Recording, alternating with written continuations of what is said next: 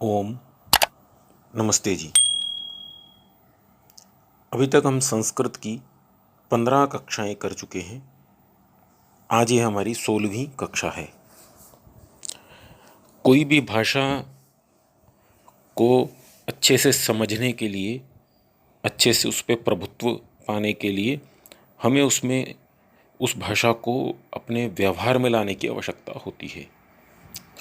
तो हम जो संस्कृत में पढ़ रहे हैं उसे धीरे धीरे अपने व्यवहार में लाने का प्रयास करें। जो व्यवहार की भाषा है उसमें बोलने का प्रयास करें तो संस्कृत में हमारी अधिक गति होगी। तो अभी तक हमने संस्कृत के लकार पढ़े और कर्ता कर्म ये हमने पढ़ा। अव्यय के बारे में भी पढ़ा।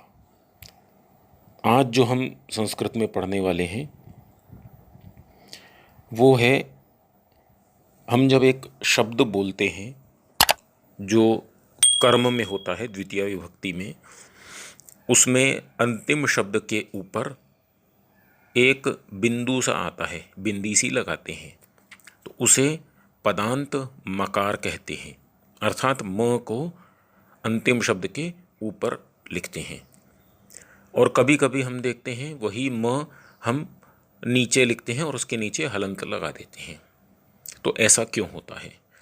उस पदांत मकार को हम कभी नीचे और कभी ऊपर लिखते हैं, ऐसा क्यों लिखते हैं? तो पदांत मकार को पहले हम जो लिखते हैं अनुस्वार रूप में लिखते हैं। जैसे हम देखेंगे रामम पश्य, तो उसका कारण होता है पदांत मकार के बाद यदि हल व्यंजन आए तो पदांत मकार अनुस्वार के रूप में लिखा जाता है। अगर हल व्यंजन आए तो उसे ऊपर अर्थात बिंदी के रूप में लिखते हैं। और यदि उसके बाद यदि अर्थात स्वर आए तो उसे हम म नीचे हलंत के साथ लगा करके लिख देते हैं। या उसके आगे कोई शब्द ही नहीं हो, अर्थात वो अंतिम शब्द हो, तो भी हम उसे नीचे अनुस्वार लगा करके लिख देते हैं। तो इस नियम का हम आगे ध्यान रखेंगे।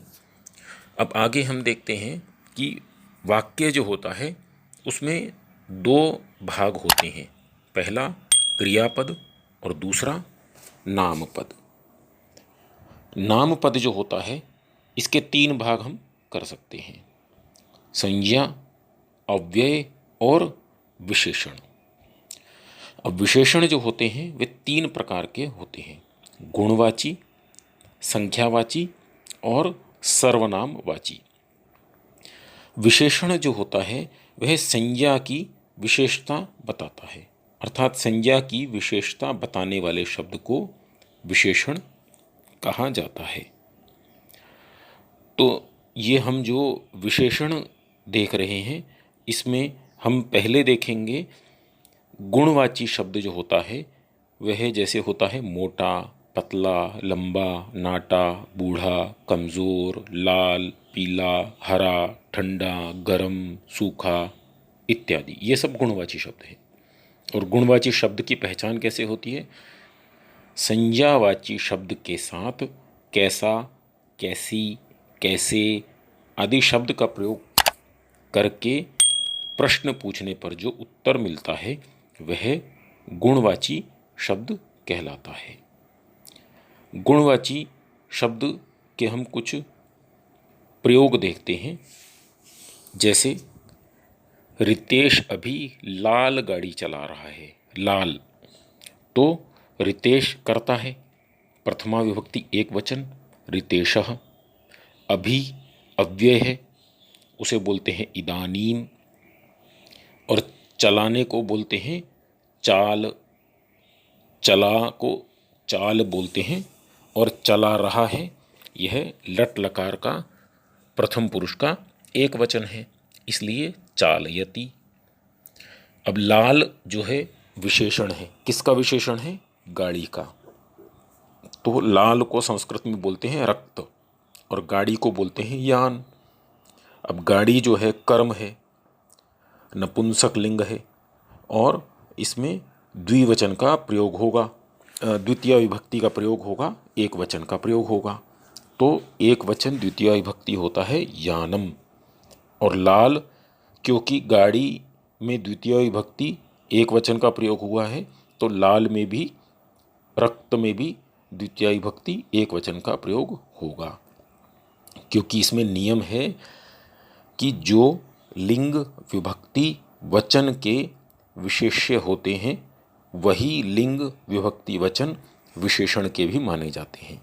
अर्थात विशेष्य जो विशेषण का मूल शब्द होता है, जैसे मोटा लड़का, पीली साड़ी, लाल गाड़ी, तो इसमें जो लाल शब्द है वो तो विशेषण है और दूसरा शब्द है वह विशेष्य है। अब विशेष्य के जो लिंग विभक्ति वचन होंगे वही विशेषण के भी होंगे। तो इस प्रकार शब्द बनता है रितेशः इदानीं रक्तं यानम चालयति। रितेश अभी लाल गाड़ी चला रहा है। इसके पश्चात रमा भी मोटी रोटियां बनाती है। कैसी रोटियां? मोटी। अब रोटियां जो है वो विशेष्य है और मोटी जो है वो विशेषण है। इसमें रमा कर्ता है और बनाना क्रिया है और रोटियां कर्म है। तो रमा जो है प्रथमा विभक्ति एक वचन स्त्रीलिंग का, इसका बनेगा रमा। भी को अव्यय में अपी बोलते हैं और क्री के हमने रूप देखे थे। लट लकार प्रथम पुरुष एक वचन में बनेगा करोति। तो मोटी रोटियां। अब रोटियां को बोलते हैं रोटिका। रोटिका जो है वो विशेष्य है, अर्थात इसका विशेषण है मोटी। तो रोटियां जो हैं उसका स्त्रीलिंग में द्वितीय विभक्ति में बहुवचन में रूप चलेगा, क्योंकि रोटियां बहुत सारी हैं और कर्म में द्वितीय विभक्ति होती है। तो रोटिकाहा। और मोटी में भी उसी के अनुसार लिंग विभक्ति वचन होंगे, इसलिए स्त्रीलिंग द्वितीय विभक्ति बहुवचन स्थूलाहा। तो इसका वाक्य बना रमा अपि स्थूलाः रोटिकाः करोति। तो ये हमारे दो हमारे वाक्य हुए जो हमने विशेषण इसमें देखे, विशेषण और विशेष्य। तो इस प्रकार से हम अब तीसरा वाक्य देखेंगे। तीसरा वाक्य जो है वह है कि सफ़ेद कुत्ता काली पतली बिल्ली को देख रहा है। अब इसमें दो हैं विशेषण, कुत्ता सफ़ेद है और बिल्ली काली है और पतली है। अब कुत्ता जो है कर्ता है। कुत्ता जो है उसका संस्कृत में शब्द होता है कुक्कुरः, क्योंकि ये कर्ता है, पुल्लिंग है, तो इसमें जो रूप बनेगा पुल्लिंग का प्रथमा विभक्ति का एक वचन बनेगा कुक्कुरः।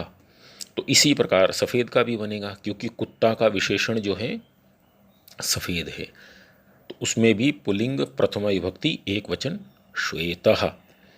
अब देख रहा है तो देखने को बोलते हैं दृश्य, उसका शब्द बनता है पश्य। अब यह है जो पश्य है यह लट लकार, क्योंकि वर्तमान काल में है, प्रथम पुरुष एक वचन, तो इसमें रूप चलेगा पश्यति। अब काली पतली बिल्ली, पहले बिल्ली को देखेंगे। बिल्ली को बोलते हैं मार्जार। तो यह मार्जार जो है यह पुल्लिंग का रूप है, इसमें द्वितीय विभक्ति एक वचन का रूप चलेगा क्योंकि यह कर्म है। और इसी के अनुसार पतली चलेगा, इसी के अनुसार काली भी चलेगा। पतली को बोलते हैं कृष और काली को बोलते हैं कृष्ण। तो दोनों में रूप जो चलेगा पुल्लिंग का द्वितीय विभक्ति एक वचन। तो इसका वाक्य बनेगा श्वेतः कुक्कुरः कृष्णं कृशं मार्जारं पश्यति। सफ़ेद कुत्ता काली पतली बिल्ली को देख रहा है। अब अगला वाक्य देखते हैं, वहाँ सूखी पत्तियां जल रही हैं। कैसी पत्तियां? सूखी पत्तियां। वहाँ जो है वो अव्यय है, जल रही हैं वो क्रिया है, और सूखी पत्तियां, इसमें पत्तियां कर्म है, सूखी जो है वो क्या है? विशेषण है। अब वहाँ को बोलते हैं तत्र, और जल रही को बोलते हैं ज्वल। अब जल रही है वर्तमान काल, प्रथम पुरुष, बहुवचन, बहुत सारी पत्तियां हैं इसलिए बहुवचन, तो इसका शब्द बनेगा ज्वलंती। अब पत्तियां को बोलते हैं पत्रम, पत्र। तो पत्र जो है यह नपुंसक लिंग का है, तो इसमें प्रथमा विभक्ति बहुवचन का रूप चलेगा, वो बनेगा पत्राणि। तत्र शुष्काणि पत्राणि ज्वलंती। वहाँ सूखी पत्तियां जल रही हैं। अब अगला वाक्य है, बूढ़ी स्त्री पीली साड़ी ही पहनती है। एक तो बूढ़ी है स्त्री और साड़ी पीली है, ये दोनों विशेषण हैं। स्त्री जो है वह कर्ता है, साड़ी जो है कर्म है, पहनना क्रिया है। पहनने को बोलते हैं धारी, तो धारी का लट लकार प्रथम पुरुष एक वचन में बनेगा धारयति। और बूढ़ी जो है स्त्री का विशेषण है, स्त्री को बोलते हैं महिला। स्त्री जो है उसका रूप प्रथमा विभक्ति एक वचन में चलेगा तो महिला, और बूढ़ी उसको बोलते हैं वृद्धा, तो वह भी प्रथमा विभक्ति एक वचन में वृद्धा। वृद्धा महिला धारयति। अब पीली साड़ी, साड़ी को बोलते हैं शाटिका। शाटिका क्योंकि कर्म है, इसमें द्वितीय विभक्ति एक वचन, तो शाटिकाम। और पीली, पीली को बोलते हैं पिता, और इसका भी रूप शाटिका के अनुसार चलेगा, तो द्वितीय विभक्ति एक वचन में बनेगा पिताम। तो इसका वाक्य बनेगा, वृद्धा महिला पिताम शाटिकाम एव धारयति। पीली साड़ी ही पहनती है, ही को बोलते हैं एव। एक शब्द और देखते हैं, लंबी, एक वाक्य और देखते हैं, लंबी रेलगाड़ी यहाँ आ रही है। रेलगाड़ी आ रही है लेकिन वो लंबी है, लंबी उसका विशेषण है।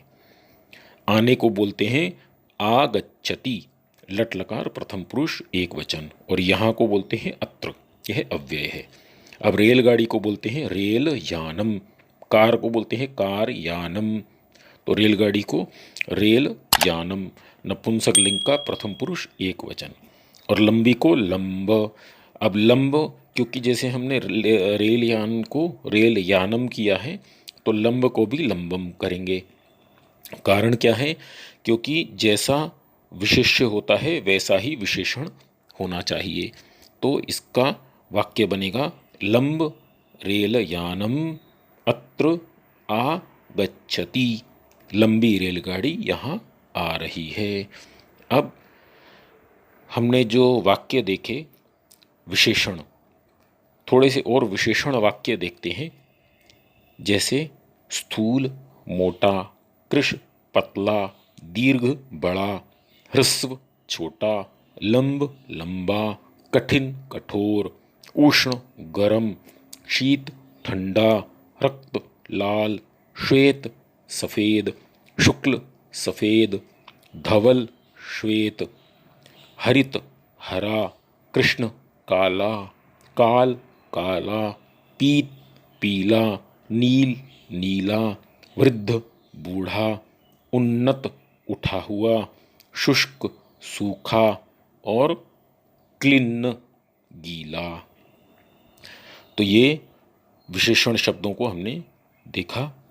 इन्हीं विशेषण जो शब्द हैं, इनके रूप जैसे विशेष्य है उसी के अनुसार चलेंगे, और इन थोड़े विशेषण शब्दों को आप देखिए और व्यवहार में इनका प्रयोग कीजिए।